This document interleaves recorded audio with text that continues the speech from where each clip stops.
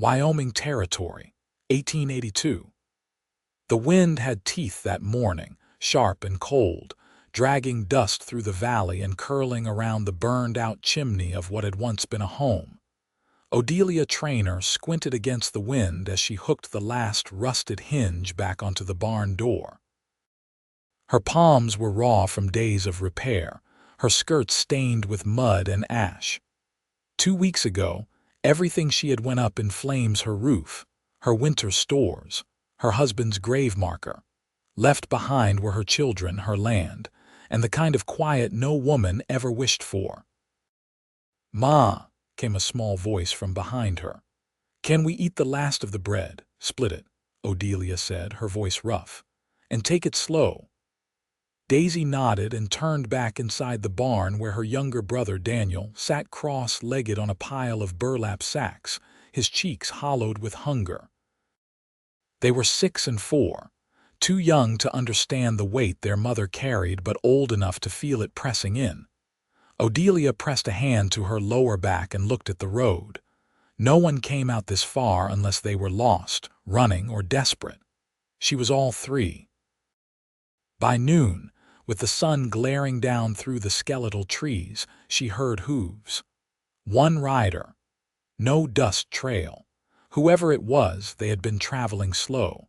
She reached for the rifle leaning against the barn wall just as the rider crested the hill. He was slumped in the saddle, dust-caked and sunburnt, his hat pulled low. His coat was torn at the shoulder, and a thin line of dried blood crept down the side of his face. He looked like a man who had nothing left but the road under his boots. He stopped 20 paces from her and dismounted stiffly. "I ain't here to cause trouble," he said, voice hoarse.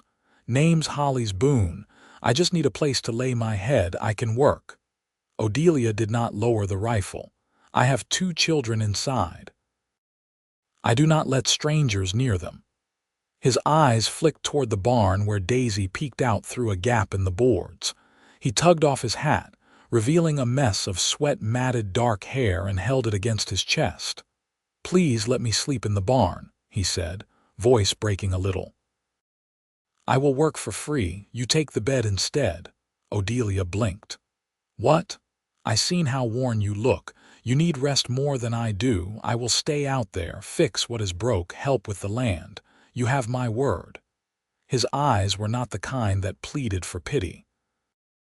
They were the kind that had seen hard things and still chose gentleness. She hesitated. Then she lowered the rifle. "You will stay in the barn, and you will not come near my children without me there." "Yes, ma'am. I do not need your charity." "It is not charity," he said. "It is what is right." The wind picked up again, and she turned toward the house. "There is water in the trough, tools in the shed. You can start by chopping wood." He nodded and moved slow, favoring one leg. She watched him limp toward the shed, refusing to ask what happened. Everyone out here had their own kind of ruin. That night, after the children were asleep and the wind died down, Odelia sat by the fire, staring at the empty bed across the room. Her body ached. Her mind ran in circles. Part of her wanted to slam the door shut on the world forever. But another part, one buried deep under all the ash and sorrow, remembered something she had not felt in years: hope. The next day, the woodpile doubled. Hollis hauled water, mended the chicken coop, and cleared the path to the well. He worked without a word, without asking for anything. He slept on a pile of hay with his coat for a blanket. And each morning, before the sun rose, he was already swinging the axe. By the 3rd day, Daisy brought him a piece of cornbread without being asked. He smiled at her, quick and warm, and she darted back to the house, cheeks pink. Odelia watched from the porch. "You do not have to win them over," she said when he passed her on the way to the barn. "I am not trying to," he said. "They are good kids. They are mine," he nodded. "I know." The days passed in a rhythm. Chores, silence, small kindnesses passed like thread between them. Hollis never asked questions, never stepped out of line, but Odelia caught him watching her sometimes. Not with hunger, with something else, like he was trying to remember what softness looked like. One evening, as the sun slid behind the hills, she brought him a plate of beans and sat with him on the barn steps. The children were asleep. The wind was quiet. "You said you would work for free," she said. "Why?" he shrugged. "Lost my horse in my way, figured I would give more than I took." "That is all. You are running from something. I am not the only one." She looked down at her hands. "My husband died 3 years ago. Fire took the house a fortnight before you showed up. I had nothing left to lose." He looked at her then, sharp and clear. "You still had them," he said gently. "And you are still here." That night she left the door unlatched. The next morning he was already in the fields, mending a broken fence. The children laughed as he lifted Daniel onto his shoulders to hammer in a nail. Odelia stood at the edge of the porch, one hand resting on the doorframe, her heart beating a little faster than it had in years. She had not asked for him. But he had shown up anyway, hands open, ready to help, asking for nothing. And slowly she was starting to believe he meant it. The barn smelled of hay and cedar that night. Odelia stepped inside with a blanket folded over one arm. "You need better than that coat," she said, holding it out. He stood, startled. "I said I would sleep out here." "You still can," she said.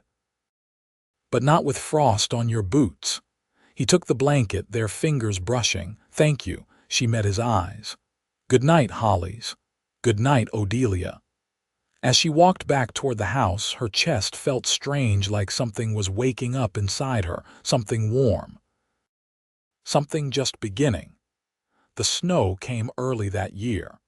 Not in great drifts, but a fine, steady dusting that settled into the seams of the land and turned the mornings brittle.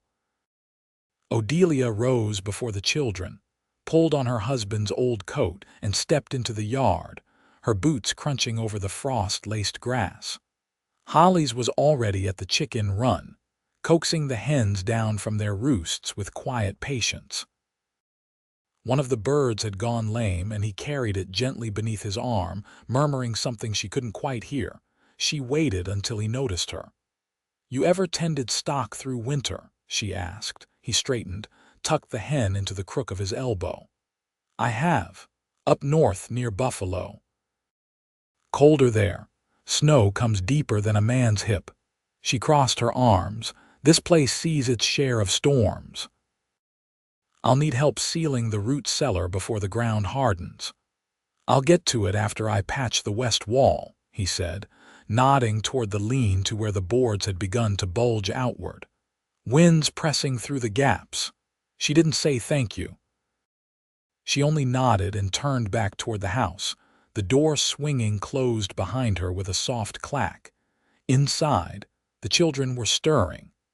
Daisy combed her brother's hair with slow, careful fingers, humming under her breath. Odelia ladled out the last of the boiled oats and set the pot aside. They would need to trade soon: flour, lard, maybe coffee if the price hadn't jumped again. She didn't trust the road, but she trusted an empty pantry even less. That afternoon, she found Hollis beside the lean-to, sleeves rolled past his elbows, a nail wedged between his teeth.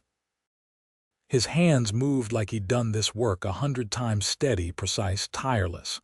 She watched for a moment longer than she meant to. "You from a ranching family?" she asked. He set the hammer down. "No, my father laid track, Kansas mostly. Spent more time with a shovel than a saddle." "How'd you end up passing through here?" "I was heading toward Rawlins. Thought there might be work near the railhead." He wiped his brow with the back of his hand. "Didn't expect to lose the pack mule crossing the Wind River." She leaned against the fence. "That's a long way to walk." He met her eyes. "I'd walk farther to be somewhere decent." The words settled between them, quiet and firm. Later, while the children napped, she brought out a sack of beans and a wooden scoop. "You said you'd work," she said, handing him the scoop. "You can start by sorting through these. Stones keep getting mixed in." He took the scoop without hesitation, settling beside her on the porch steps. For a while, neither of them spoke. The only sounds were the soft rattle of beans dropping into the bowl and the occasional creak of the barn door swinging in the wind. "Your husband," he said after a time. "Was he a quiet man?" She didn't look at him. "He worked hard. Wouldn't let me lift the milk pail if he could help it. That's something." It was. She didn't offer more. He didn't press her. Evening brought a sharp drop in temperature. The windows rattled in their frames and the light from the oil lamp trembled across the wooden floor. She pulled a second quilt from the chest and handed it to him at the door. "You'll need this," she said, avoiding his gaze. He took it, his fingers brushing hers again just once. "You warm enough inside?" She hesitated. "There's a draft under the sill, but I've lived through worse." He stepped back onto the porch, but his voice followed her in. "Tomorrow I'll see what I can do about that." The door closed behind her and she leaned against it for a long moment, quilt still warm from his hands tugging at her thoughts. That night she couldn't sleep. She sat by the hearth, poking at the coals, the shadows long and restless. She didn't know what to make of this man who asked for nothing, who gave so much without asking questions. She had learned not to trust easy offerings, not after the last time, not after the debts left behind. But Hollis didn't look at her like she owed him anything. When dawn came, she found him asleep on his side in the barn, the extra quilt tucked over his chest, one hand curled beneath his cheek like a boy who hadn't had peace in years. She closed the barn door softly behind her. The days continued, each one drawing him deeper into the shape of her life. He fixed the leaking trough, taught Daniel how to twist rope, and showed Daisy how to spot bad eggs by sound. He never touched her, never lingered too close, but his presence filled the space her husband had left behind, not as a replacement, as something new. One afternoon, as they hauled logs to the woodshed, Hollis paused, looking toward the ridge. "You ever think about leaving?" he asked. "No," she said, setting down her end of the log. "I've buried too much here. Leaving wouldn't change that," he nodded. "Me, I've been running so long I don't even remember what I'm running from, but this place." He looked at the land, the fences, the smoke curling from the chimney. "It's quiet in a way I forgot existed." She didn't answer. But that night, for the first time, she left the door open wider. And when the wind howled against the shutters, she didn't flinch. The wind had quieted by late November, leaving the valley still and thin-skied. Frost clung to the fence rails until midday, and the days shortened like pulled thread. Hollis lifted the last bundle of kindling into the woodshed and wiped his palms on his trousers. Odelia stood a few feet away, watching Daniel dig shallow furrows in the garden bed with a stick, his tongue pressed to the corner of his mouth in concentration. Her arms were folded, but her shoulders were relaxed, the tension she'd carried like a yoke now easing day by day. "I was thinking of building a smokehouse," Hollis said, nodding toward the empty patch behind the barn. "You won't make it through February without a better way to keep meat. You know how to build one?" she asked, not looking at him. "My uncle had one near the Red River. Used stone and scrap tin. I remember most of it." She glanced at the sky. "If you start by morning, you might finish before the ground freezes. I'll need to shape the base with clay. There's some near the creek bed. I'll haul it back in the wagon." Her brow lifted slightly. "You sure your leg's up to that?" He flexed his fingers against his thigh. "It'll hold." She turned toward the house. "Then I'll boil the last of the salt pork. You'll want something in your belly before you go." He watched her walk away, braids swinging low down her back, and let the warmth of that small gesture settle inside him. By the time he reached the creek bed, the sun was high but weak. The clay was stiff, and the wagon wheels dragged through the mud, but he worked slow and steady, loading it in chunks. His shoulder ached from the old wound, but he didn't stop until the bed was half full. When he returned, Odelia was kneeling in the root cellar, her sleeves rolled, sorting through the squash. She didn't hear his boots behind her. "There's more than I thought," she said, not turning. "If I hang the onions, they'll last through March." He crouched beside her. "You planning to do all this alone again next year?" Her hands stilled. "I hadn't thought that far. Maybe you should." She looked at him then, and something passed between them, unspoken but clear. He didn't reach for her. He didn't need to. That night, they sat by the hearth while the children slept in the loft. Odelia stitched a tear in the hem of Daisy's dress. Hollis worked a fresh edge onto the blade of his knife. The lamplight cast soft gold across the worn floorboards. "I used to think I'd die out on the trail," he said, not lifting his head. "Some nameless ridge, no marker, no one to know." "You still might," she said, fingers moving. "We all might." He gave a quiet breath of amusement. "I reckon that's true." She set the needle down. "But you're not out there now." "No," he said, "I'm not." She stood and crossed the room, laying the mended dress over the back of a chair. When she turned, her voice was quieter. "You've done more than I expected." "I didn't come here expecting anything back." "I know," she said. "That's the part I keep thinking on."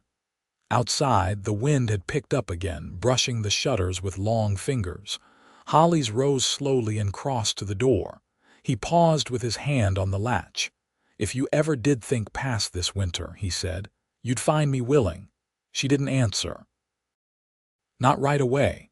But when she stepped forward and latched the door herself, her hand rested on his a moment longer than it needed to. The barn stood dark and empty that night. Inside the house, Hollis lay on the floor near the hearth, his coat folded beneath his head. Odelia didn't offer the bed. He didn't ask, but she left the lamp burning low, and when she rose before dawn to light the stove, he was already feeding the fire with cedar splits, his shoulders wrapped in the quilt she'd left folded at his feet. Their eyes met across the glow. Neither said a word. But something between them had shifted. Not a beginning, not an end, just a step taken together, steady and sure, into the cold morning light. The morning after the first deep freeze, Hollis found the pump handle stiff with ice. He worked it loose with careful rhythm, not wanting to crack the iron. From the kitchen window, Odelia watched his slow, practiced movements before turning back to slice what little salt-cured venison they'd kept from the fall hunt. Inside, the warmth from the hearth was steady, and Daisy sat on the floor thumbing through the worn pages of a spelling primer while Daniel rolled 2 hickory pegs across the floor, pretending they were horses.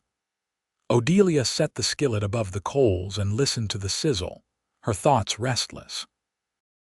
After breakfast, she stepped into the yard, her shawl drawn tight. Hollis had already seen to the animals and was halfway through stacking the last cords of wood near the porch, steam rising from his shoulders despite the cold. "You ever worked leather?" she asked without preamble. He turned. "Some. I won't claim to be fast, but I can manage a repair." She nodded toward the shed. "Daisy's boots are cracking across the toes. I've got some scraps and a punch. You can work inside. The light's better." He set the axe aside and followed her in. The shed was narrow and drafty, but sunlight spilled in through a warped board, catching the dust above the workbench. She laid out the tools, then hesitated. "She drags her toes when she walks," she said. "Always has. Wears 'em down quicker." He examined the boots, turning them in his hands. "I'll double the stitching at the front. That should help." She nodded once and stepped out, leaving him to it. By afternoon, the repair was done. He placed the boots by the hearth without a word. Daisy found them just before supper and hugged them to her chest, her face lit with quiet joy. Odelia didn't speak of it, but she pressed an extra biscuit into Holly's hand when she passed him the tin plate. After the children were settled upstairs, The two of them sat by the fire again, but the hush between them felt different, closer, expectant. "I used to think I'd marry once," Holly said, watching the flame. "Didn't happen that way." "What changed?" she asked. "I rode with a man down near Cimarron who got himself into a shooting match over a river claim. I pulled him out, but not before he took a shot to the gut. I stayed with him 3 days before he passed. After that, I started drifting. Felt like I'd seen enough of what could go wrong." She listened, her hands resting in her lap. "I never thought to stay anywhere long but this place." He paused. "You don't look away from hard things." "Most folks do." She held his gaze. "Looking away doesn't make them smaller." "No," he said. "But the way you carry 'em, I think maybe I could too." She looked toward the loft where the boards creaked with the slow breathing of sleeping children. "I don't need someone to carry things for me," she said. "I know that," he said, quiet and sure. "But I'd carry them with you." The fire popped and neither moved for a long time. Later, when she rose to douse the lamp, she paused beside him. "I've got an old coat of Martin's in the trunk," she said. "It's wool-lined. You'll need it if you're working past dusk tomorrow." He looked up at her, something soft opening behind his eyes. "You sure?" "I wouldn't offer if I wasn't." He stood, not too close, not touching her. "Then come spring," he said, voice low, "if you'll have me, I'll build you a new porch. One with a roof, so you can sit under it when the rain comes." She looked at him, her face unreadable in the lamplight. "Come spring," she said, "we'll see what's still standing." He nodded once, and she turned away, but her steps were slower, steadier as she climbed the stairs. Hollis didn't return to the barn that night. He laid out the quilt by the hearth again, folding his coat beneath his head, the wool one draped nearby. Before he closed his eyes, he glanced toward the stairs. A faint glow spilled from beneath the doorframe above, and he let himself believe that maybe, just maybe, it was meant to be there. The thaw came slow in early March. Not a full break, but enough for the topsoil to soften and the creek to run louder again. Mud clung to the wagon wheels, and patches of green threaded through the dead grass on the slope behind the barn. Odelia stood at the edge of the pasture, a coil of rope looped over one arm, watching as Hollis tested the new gate hinge he'd forged himself from scrap iron and a flattened horseshoe. "How's it holding?" she asked. He leaned his weight against the gate, gave it a gentle push.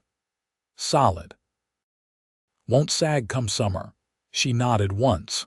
"Good." He wiped his hands on his trousers. "I was thinking if there's time before planting I could clear the north edge of the field, that patch past the cottonwoods." "Looks like it could take a few more rows." She glanced toward it, eyes narrowing on the slope.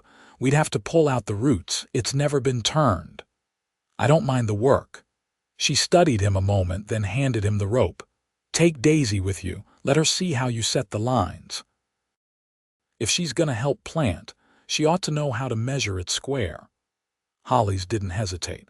"All right." By midday, he and Daisy were knee-deep in the brush, tamping down twine between stakes while Daniel sat nearby carving lines into a stick with a dull butter knife. Odelia kept to the kitchen, scrubbing the last of the ash from the hearthstones, her thoughts circling without rest. That evening, after supper, she found Hollis in the shed, sharpening the draw-knife he'd used to strip bark from the felled saplings.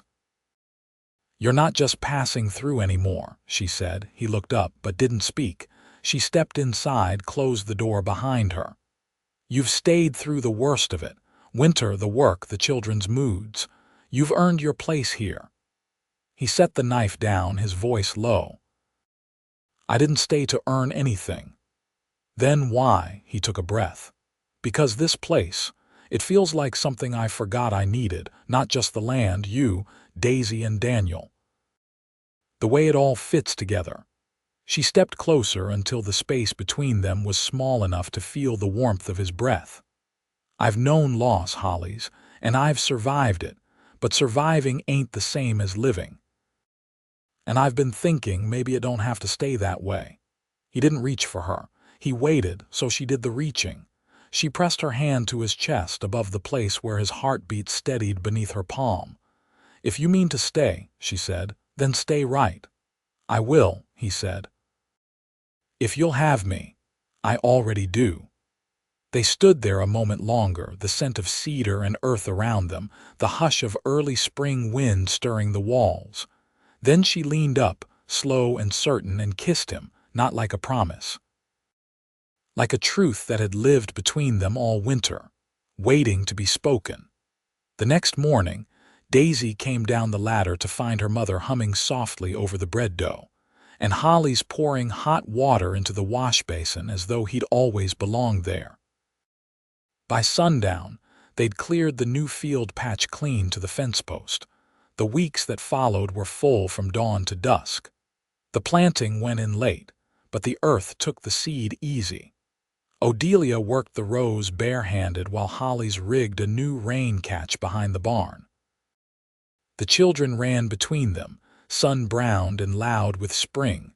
One evening, after the garden was hoed and the tools were hung, Hollis brought out a small parcel wrapped in oilcloth. Odelia raised a brow. "What's this now?" He unwrapped it slow. Inside was a plain band of hammered silver. Uneven at the edge but polished smooth. "I've never had much," he said, "but I want to give you what I can." She didn't speak right away. Then she reached for his hand and folded her fingers around his. "You already have." They were married under the cottonwoods, with the children standing close and a neighbor from 3 ridges over offering the words. No fuss, no lace, just the wind, the creek, and the two of them standing steady beside one another. That night, after the fire had burned low and the house was quiet, Odelia lay beside him with her cheek to his chest. "You built that smokehouse like you said," she whispered. He brushed a hand through her hair. "And the porch comes next." She smiled against his skin. "I never thought I'd have a man again who'd build beside me."